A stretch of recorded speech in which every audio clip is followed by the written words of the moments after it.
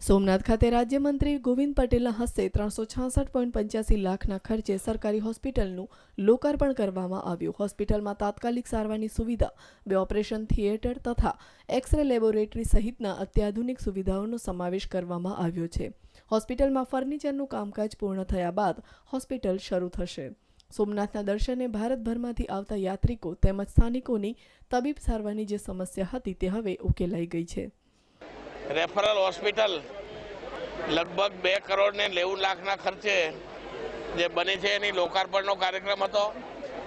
ગુજરાત સરકારનું એક ધ્યેય રહ્યું છે કે છેવાડાના માનવીને પણ આરોગ્યની સુખાકારી અને ઘર આંગણે મળી રહે, સારી સુવિધાઓ મળી રહે, ઓછા ખર્ચે મળી રહે, એના એક ભાગરૂપે આજે આ રેફરલ હોસ્પિટલનું નવું બિલ્ડિંગનું લોકાર્પણ થયું। હોસ્પિટલની શરૂઆતના કારણે મહદ અંશે આરોગ્ય વિષયક પ્રશ્નોનું નિરાકરણ થશે। સ્થાનિકોની માંગ છે કે આધુનિક હોસ્પિટલ સાથે જરૂરી સ્ટાફ અને નિષ્ણાંત સર્જનોની પણ નિમણૂક થાય તે જરૂરી છે, જેથી હોસ્પિટલની અત્યાધુનિક સુવિધાઓનો ખરા અર્થમાં દર્દીઓને સુખાકારી ઉપયોગ થઈ શકે।